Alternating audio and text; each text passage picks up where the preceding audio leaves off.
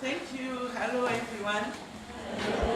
I just want to acknowledge the staff of the UZ for a tremendous job well done. I want to, I wasn't sure whether I was going to speak, so I didn't prepare a speech, but I'm not short of words. I think those who know me know that I always have something to say. Maybe let me just start by saying thank you very much to the occupational therapists from the past, because I know that this is work that is coming from all the OTs around. I don't know of many people who get honored while they're still alive, and I've been lucky to be honored by my own students while I'm still alive. I was honored when I left the university. With my retirement, I wasn't expecting that, and even when I think about it now, it still makes me so humbled, by what they've done. And as if that wasn't enough, now this comes. For me, that is very humbling. Many people will be awarded accolades long after they've died, but I'm being honored when I'm still alive. And that doesn't happen very often, and that's very humbling. So thank you very much. I've been in touch with Dr. Chichai. It's very strange because when he was a student, I didn't get a sense that he even liked me. And I understood that very well. I know that a lot of students have not liked me. Partly that's historical from the point of view I'm not surprised, for instance, when the part ones were asked what motivated you to want to be an OT. Because I know, having been at the beginning of the program, that very few of our black students ever wanted to be OTs. Almost all of them. I think maybe one or two with relatives who knew something about OT wanted to be. In fact, they didn't want to be OTs, but they thought it was an okay option.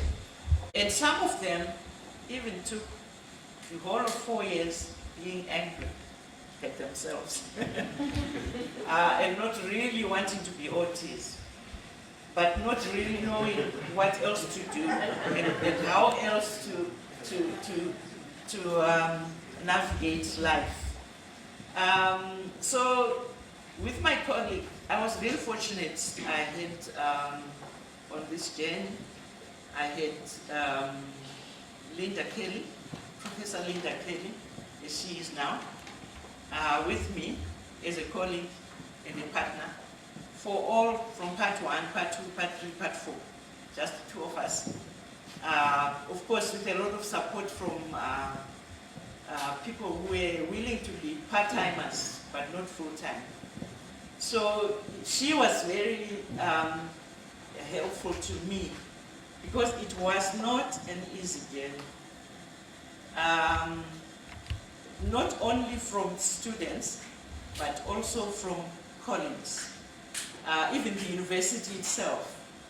It was a struggle, but that struggle to get OT on the platform is what motivated me. It was not easy for me. I had to give up a lot of things for me to be part of the program. Including with university, you cannot teach undergrads when you don't have a postgrad course yourself.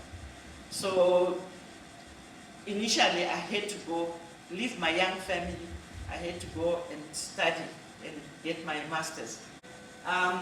So I'm very grateful for the journey that I had. I'm different from all of you in the sense that I wanted to be an occupational therapist. In fact, I had a lot of obstacles staying to be an occupational therapist.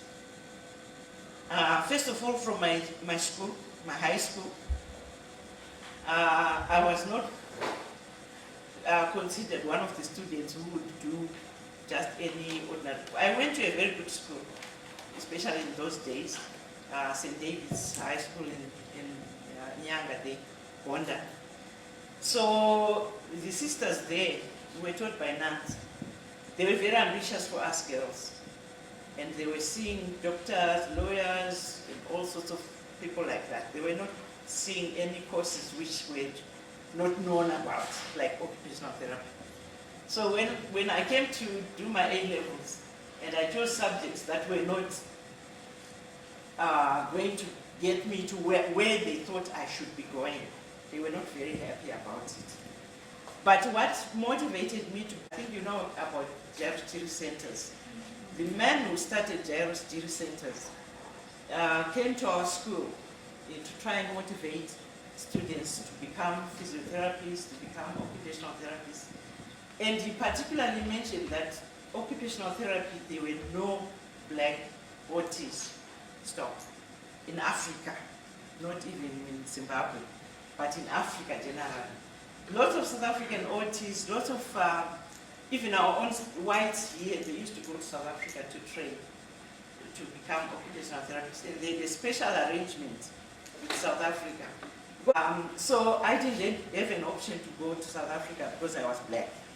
At that time, I grew up in apartheid era, where you just didn't even think about studying in South Africa unless you are going to Fort Hare or to Medunza or somewhere like that. You know, if you're going to any of these other colleges, you were black, you should just forget about it. It just didn't happen. So my only option was to go to the UK. My parents were very poor. They didn't have any money, but I knew I wanted to do OT. So, when you believe, I'm a Christian, when you believe, things just happen. I found myself getting my passports and everything, and the next thing I was in the UK. I wanted to do occupational therapy. So when the opportunity came to start a training course here, it was like, if we don't jump in, although we are few as OTs in the country, we are never going to jump on, because no one else is interested in occupational therapy. So that's how I ended up having to jump in, although that wasn't my plan. My original plan was going to work for Jairus. But by the time I came back from UK, having trained, Jairus was being overtaken by politics and all that and so on and so on. And they were told, we can't fund your occupational therapist. So I was back to square one, and I ended up working at Paris, also by error. I was not even supposed to work at Paris. So in short, that's how I came to be involved. I became even more determined that this occupational therapy is going to be here in Zimbabwe. So a lot of you, I know you may not have wanted to be an occupational therapist and so on. And I was amazed to see more than 30 students for part one. We started with one student, one white student who wanted to do occupational therapy. The rest of the blacks, it was just nobody wanted to do occupational therapy. First year, I think we had one student. Second year, we had 2 students. And then we started creeping up. And most of those students would be one white. At the second year, I think there were only 2, one white and one black. And the white girl happened to be a daughter of a lecturer in physics. And there was a lot of discrimination at that time. The parents of those whites would vet what I was teaching, and they would compare it with what was being taught in South Africa. Yes, and it was tough. And fortunately, a lot of them told me over the years. And that is what has kept me here. Not that I get a lot of money or I got a lot of money. I had struggles from the staff on the ground, including physios. The physios were happy to just have physiotherapy and not occupational therapy. But we managed with Linda. Linda was also another fighter. she could see the dynamics of what was at play. So we managed to juggle things around and so on. And a lot of you, I think, we had some people saying, I was taught by Mrs Moyo, I was taught by... We were the first program to actually have our own students come and teach on the program. At first it was criticized, but we were very, very careful who we selected to come and teach and to support them to actually be part of the staff, even before they had their masters. And then they managed to get their masters and so on. At first they were taught even by people without even masters, like for activities. And those were also frowned upon. You can't be teaching at university, ADL, but ADL is the root of, it's the core of occupational therapy. I used my own resources to buy a lot of stuff, like for crafts and for things like that, because the university would not fund that, because they didn't see it as occupational therapy. There is a lot that can be done by someone who is trained as an occupational therapist. Like right now, we've got 3 people who have, and this is also the reason why I wanted people to, we organized or we negotiated with MPH, the Masters in Public Health, because I can see OT, how it blends very well with public health. And Dr. Chipana here, she's an MPH graduate. It really blends well. But it's up to you whether you want to stay clinical or you want to go diverse. Someone was saying you can work even with legal, you can work with... One of the problems is that once you're in OT, everything is interesting. So it's very difficult also to say to yourself, I'm just going to do this, because you want to be in all those areas. But if you also specialize, the world is really your oyster. You can go anywhere. Because occupational therapy is not just confined to the clinical.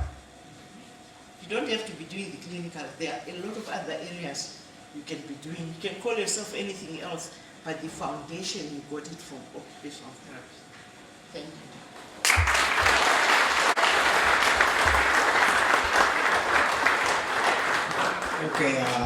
Okay, thank you, Mrs. Moyo. I will invite the president of the ZOTA to come and give what you call the vote of thanks. President. Good afternoon, everyone. Firstly, I would like to thank the MC for giving me this opportunity. I don't know if you haven't been motivated by what Ms. Moyo was saying. I don't know what's wrong with you. I mean, guys, come on, let's give you another round of applause.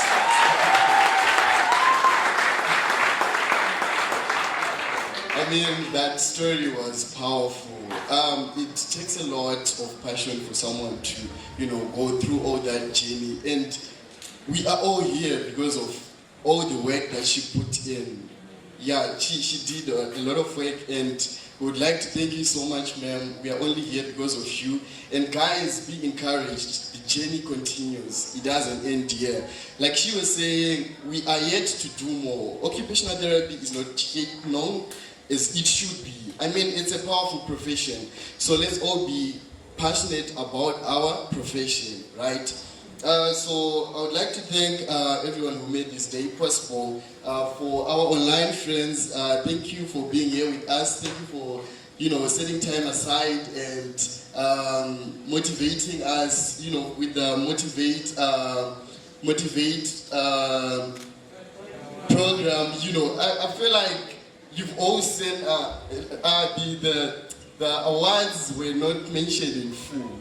These guys won something big. So you should be motivated. These guys are rich. The ones who were awarded awards. These guys are rich. So please be motivated. Let's continue marketing our profession. Thank you so much to Dr. Chichaya and team for the program, and to the technical team, thank you so much for everything that you did for us. And for you guys, thank you so much for being here. To our lecturers, Dr. Chikwana, Dr. Mlambo, Mr. Ndoa, Dr. Nunji, Dr. Minamba, thank you so much for being here. So, before I conclude, forgiveness, he's the one who made everything possible. He was running around.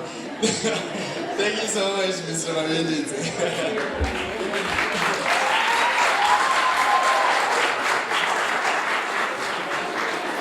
Yeah, so before I conclude the vote of thanks, I would want to present this award to the most deserving woman in this room, Mrs. Moyo, for all the work that she's done for us. And we are honored by your presence. And if you don't mind, can you come to the lecture?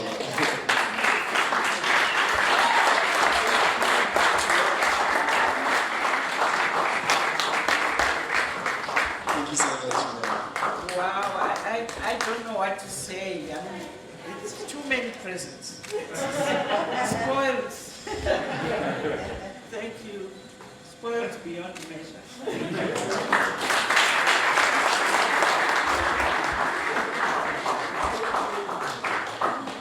So this brings us to the end of our program, and thank you everyone for coming and for making this day possible.